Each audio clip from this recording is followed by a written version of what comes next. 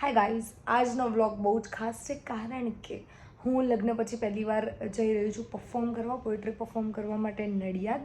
અને મારી સાથે આવી રહ્યા છે સાસુમાં એટલે મમ્મી, ગીતા મમ્મી અને મોહિતભાઈ. અને અમારા એક ગ્રુપમાં છે કવિ વિવેક. તો અમે લોકો જઈ રહ્યા છીએ આજે નડિયાદ. મજા આવવાની છે, બહુ જ બધી નવી મેમરીઝ બનવાની છે. તો લેટ્સ ગો. અને આજે હું સાડી પહેરીને જવાની છું પરફોર્મ કરવા માટે, સો ડબલ એક્સાઇટેડ છું. જતાં જતાં એનર્જી ડ્રિંક તો બને જ છે કારણ કે જગ્યા બદલાઈ, સરનામું બદલાયું, ઘણું બધું બદલાયું, પણ ચા માટે પ્રેમ નહીં. આરજીબી પેલા પ્રેન્ક ના બનાવે. હા જો એક ઈ પકડી રાખ્યો લોકોએ. હા, જો આમ તો આપણને બીજી ગર્લ્સ જેવું કંઈ એટલું બધું તૈયાર થતાં આવડતું નથી, બટ સ્ટીલ પ્રયત્ન કરું છું. 3-4 લોકો એવી એડવાઇસ આપી છે કે ભાઈ થોડું ઘણું ટચઅપ જેવું કંઈક હોવું જોઈએ.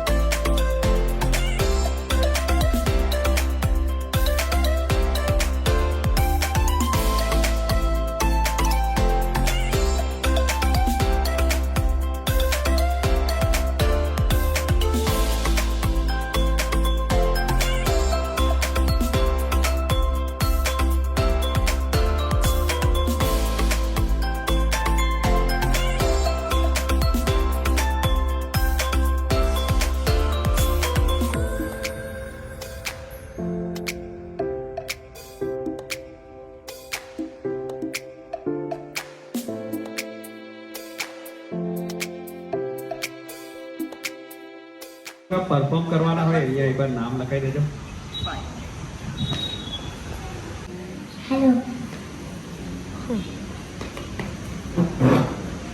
લાસ્ટ ટાઈમ પ્રિપરેશન કોણ કરતા? રશ્મિ कलम से तरफ से તમારું हार्दिक स्वागत करूँ છું. जल्पना मैम का टॉपिक लिखो ना. ये एक बेटी, बहन, सखी और लड़की की विदाई है, तो आंखों से आंसू कहीं बह ना जाए, कहीं आपका अंदर छुपा भाव रह ना जाए. मेरी बात आज ये सुनने के बाद शायद आपका दिल रो जाए कि जिसको अपनी पलकों पर बिठाकर बड़ा किया, आज उसके लिए ही रिश्ता लिया. कि जिसको अपनी पलकों पर बिठाकर बड़ा किया, आज उसके लिए ही रिश्ता लिया. दिल पर तो पत्थर रख ही दिया था, शायद इसीलिए बहते आंसू से उसको विदा किया. उस रात सहना પ્રેમથી કહું છું કે પ્રેમી છું. કે પ્રેમથી કહું છું કે પ્રેમી છું હું. શબ્દ છે અધૂરો એ સમજુ છું. કે પ્રેમથી કહું છું પ્રેમી છું હું. શબ્દ છે અધૂરો એ સમજુ છું હું. એટલે જ મારી જાતને કવિ કહું છું હું. એટલે જ મારી જાતને કવિ કહું છું. ખૂબ અદ્ભુત પ્રતિસાદ. जो सारे ताज़ा रहते हैं मन में, भुलाए नहीं भूलते, जज्बात पन्नों पर उतरते ही जैसे मन हल्का हो जाता है. दिल जैसे फिर से धड़कने लगता है, लेकिन हर दिन खुद को फिर खड़ा करती हूँ, क्योंकि मैं सिर्फ घर नहीं अपने सपने भी संभालना जानती हूँ. मुस्कुराई वो लूलुआन स्वाभिमान लिखूंगी. लिखूंगी वो रातें जब तकिया गवा था मेरी सुस्तियों का, पर सुबह उठकर फिर से वो चट्टान जैसी इंसान लिखूंगी. मैं लिख पाऊँ कुछ तो मैं खुद को लिखूंगी, अपनी रूह को, हर जख्म को अपना ही सम्मान लिखूंगी. કંઈક વાત આજે મારે કરવી છે, એવી જ એક રચના મારે રજૂઆત કરવી છે, જેની એક પંક્તિ મારી લખેલી છે એનાથી જ શરૂઆત કરું. સિગરેટ પીને નશો કરવાની ખોટી લત હતી એને, સિગરેટ પીને નશો કરવાની ખોટી લત હતી એને, ઉતરી ગયો બધો જ નશો, જે દીથી શરૂ કર્યું એને મારા પ્રેમમાં પડવાનું.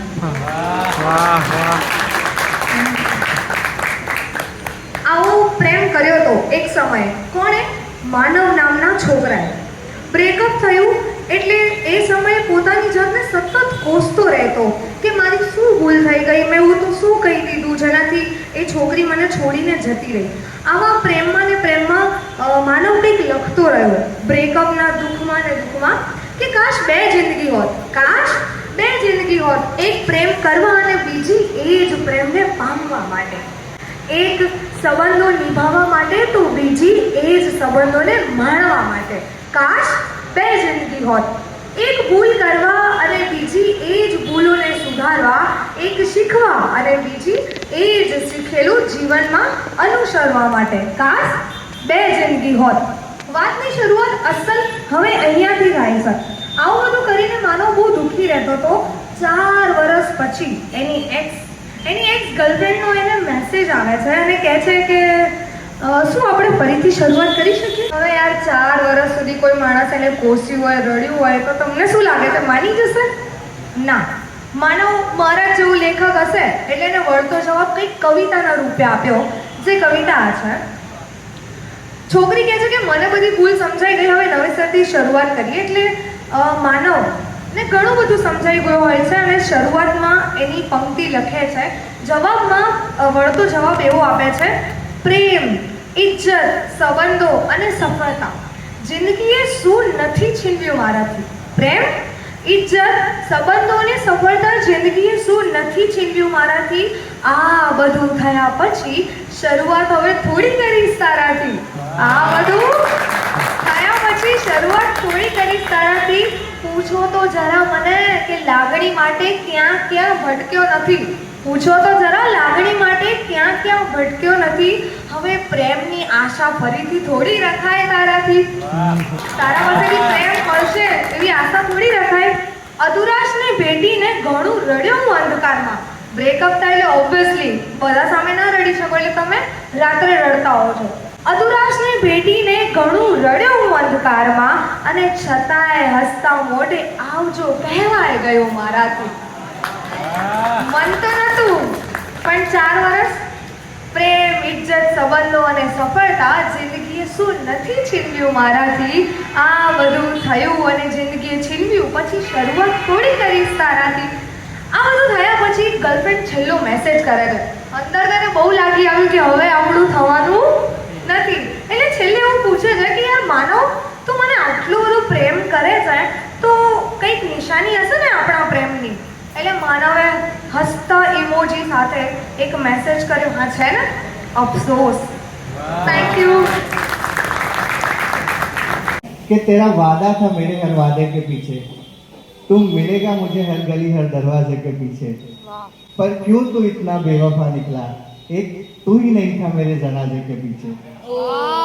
तो छोकरो, थैंक यू. तो छोकरो रड़ता रड़ता जवाब आपने से सामने कि मेरा वादा था तेरे हर वादे के पीछे, मैं मिलूंगा तुझे हर गली हर दरवाजे के पीछे, तूने ही मुड़ के नहीं देखा मेरी जान, एक और जनाजा निकला था.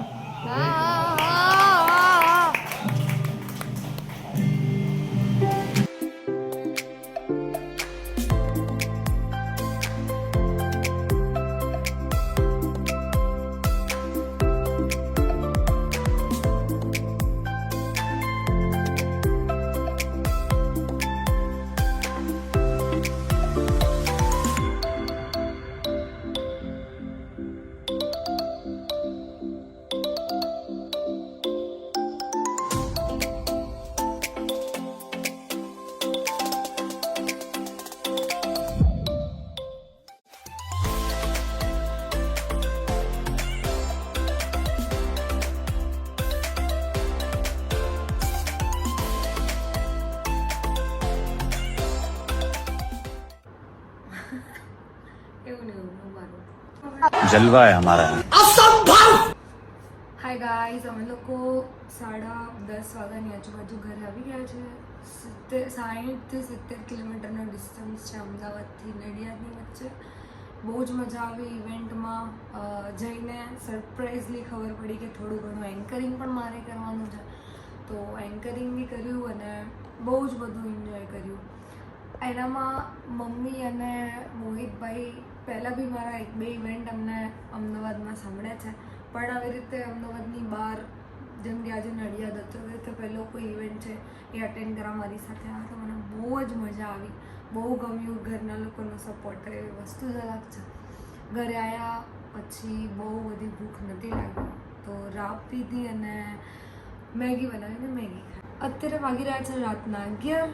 તો બસ આ બ્લોગનો એન્ડ હું અહીંયા જ કરું છું. જે પણ એન્જોય કર્યું એ બધી જ નાની નાની ક્લિપ્સ મેં શેર કરવાનો ટ્રાય કર્યો છે. આઈ હોપ કે તમને મારા બ્લોગ્સ ગમતા હોય.